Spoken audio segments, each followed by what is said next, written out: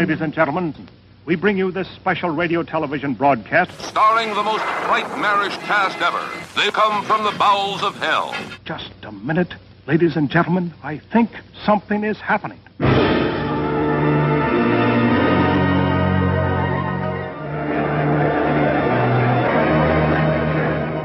Hello, everyone, and welcome to the Two Guys Talk Movies podcast. I'm so depressed right now. That's the most depressing intro. I hate it, yeah. Well, as you can probably see from the length of this episode, we had some technical difficulties. We recorded our podcast yesterday, and I sent it over to Alex, and my half of the audio sounds like it came through like 500 cans. Yes, yeah. And it's just, it can't be used. And needless to say, all of that was lost, which just sucks on so many levels. Not the way I wanted to wake up this morning. But I did want to just record something just to tell everyone what happened and why we don't have a full-fledged episode this week. And it sucks because yesterday was one of my favorite episodes that we've done. But you live and you learn. And I will take full responsibility for what happened. It's really not your fault. It's the problem with the interface. The interface is messing up. We just couldn't hear it through our headphones. It's nobody's fault except for the technology. So don't blame yourself. Blame the technology. Yeah. But yeah, the technology and yada, yada, yada. Needless to say, we don't have an episode. But no. I wanted to just record something just to tell the folks what was on that episode, because we don't want to re-record what we just did because it doesn't feel authentic to us or to the audience. It's really just you don't get the same. We know exactly what the other is going to say, and so it just kind of like ruins the whole point of this. Yeah, you know, it's not a conversation anymore. It's and especially going through the motions. Especially because this last episode we recorded was about Dunkirk. It's a review of Dunkirk, and it's not some like top 10 or anything. It's just plainly a review. So I just wanted to briefly, within like a couple minutes, just say like what our thoughts were on it, because I don't think we'll be going back to that next week. But I did want to go over that because I think it was something notable to go over, especially because it was one of my most anticipated movies of the year. But yeah, it was a great movie. It had some incredible, it's something to see on the big screen. Definitely. And it's a great movie. It falls down with, some characters, really. And we see, it's so hard to do this because we had it all laid out yesterday in a great fashion, and we talked about the strengths and weaknesses of Dunkirk. And I think the most notable thing that at least I took away from it was the fact that everything that we disliked about it, Alex brought up this point, everything we disliked about it was by design from Christoper Nolan. Because, maybe the characters aren't, like, fully developed or have big personalities or anything like that, but during a battle like this, they're not going to sit around a campfire and talk about the girls they have home or anything like that. You know, they're in this battle, in the heat of battle, they're not going to have time to introduce themselves or anything. So, you know, all that was by design. It's just, you know, everything that Christoper Nolan set out to do in this movie works, but there's just some things in movies that I like to see that this movie didn't really have. And that's just a personal preference. You know, not everybody's like this. So some people will absolutely love this movie. I liked it a lot, but just some things that I would have liked to have seen that weren't in this.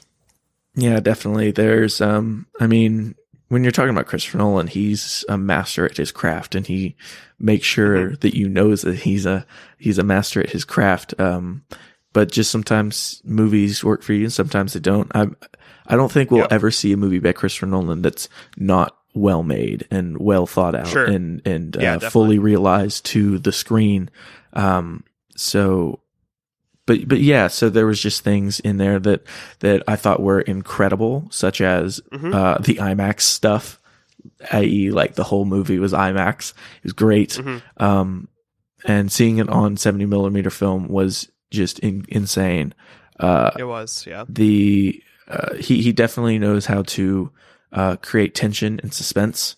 Yes. But although one thing I didn't bring up yesterday, but I kind of felt like some of the tension and suspense was forced. Like he kept, You think so? I think he just started creating scenarios that would derive tension without it coming naturally. I didn't get that at all. No, all the tension filled sequences felt organic. Like maybe, it was like one circumstance after another. And sure, it is him just creating a sequence that's supposed to be tense, but it just felt organic with the battle. So I didn't really. I think after a couple times, it was like, oh, here's another scenario that he did something to create extra tension. And I guess I would have a problem with that if the whole movie weren't just like an hour and 47-minute long battle, because that's what it is, Yeah. So it's going to be one thing after another. So I didn't have a problem with that. That's true. Yeah. But overall, Christopher Nolan did a great job with it. It's currently sitting at my number 2 for the year, under Baby Driver. I will submit the Edgar Wright, I wouldn't say made a better movie, but because they both made incredible movies, but I just had more fun with Baby Driver. Definitely, yeah. But this is not a fun movie. Dunkirk is not a fun movie. No. I'll probably end up seeing it again, but that's probably going to be it, because that's one of the issues that I'm getting with Nolan now is his movies are so good and they're so beautiful and he makes them for the screen that you don't really want to watch them at home because you're going to feel underwhelmed. Yeah, it's true. It's true. I've only seen, which, I mean, I guess I get what he's going for. He's recapturing that whole cinematic theater going experience, but with home viewings as popular as they are today, it's not really a world that has that as often anymore. And I'm glad that he's doing it, because it does make for a great experience in the theater. But a couple of months from now, when this is on Blu-ray, you're not going to feel the same way as you do like sitting in the theater watching it. Yeah, it's like, why should I buy this movie that I know I'm not going to watch ever? Because I did that with Interstellar. Bought Interstellar the day it came out, and I've seen it once, and that's it since I bought it. And I don't know if I'll ever go back to it, just because I know it's going to be disappointing. But I guarantee you, I remember going to see it in IMAX, and it was the greatest experience I've ever had. And so that's just some of my issues. Like Nolan's earlier stuff with The Prestige and Inception and all the Batman movies, like they're not that way. They're things that you can watch at home and in the theater. They're both theater going experiences and home viewing experiences that you can both enjoy. But his newer stuff, it's just all theater going experiences, and doesn't give any weight to home viewing, which I think that's where I disagree with Nolan, because I think that the theater going experience is incredible, but I also think home viewing is required, because we wouldn't in this day and age it is. Well, we wouldn't have all the classics that we wouldn't remember all the classics the way we would unless we watched them at home. No theater is just going to be showing Chinatown every day for you to see. I mean, there are some theaters, like not in the part of the country we live in, but yeah, there's not enough theaters to show all the movies that we've seen. Like there's never going to be enough theaters to show all the movies you ever want to see. You have to watch them at home, and so that it's just, I understand where Nolan's coming from, but I wish he would go more with his earlier stuff and do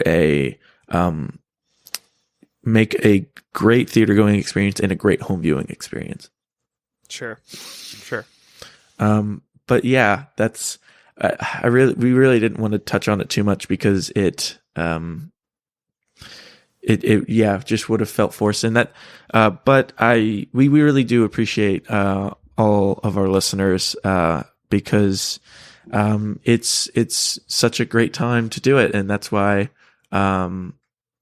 I felt responsible to at least put out something this week to say, Sure. hey, we messed up, but here's something. But we'll be back full-fledged next week. Yes. We should I tell them what we're doing? What are we doing? I forgot. We're doing our worst children's movies. That's because right. The worst kids movies we've seen. Yes, Yeah. because the Emoji Movie is coming out this next weekend, unfortunately. And so that's what we're going to be doing. We're going to be back as good as ever. And I appreciate everyone listening to us. Yep. But yeah, that's all I got for today. But until that time, my name is Ian. My name's Alex. See you later. Bye.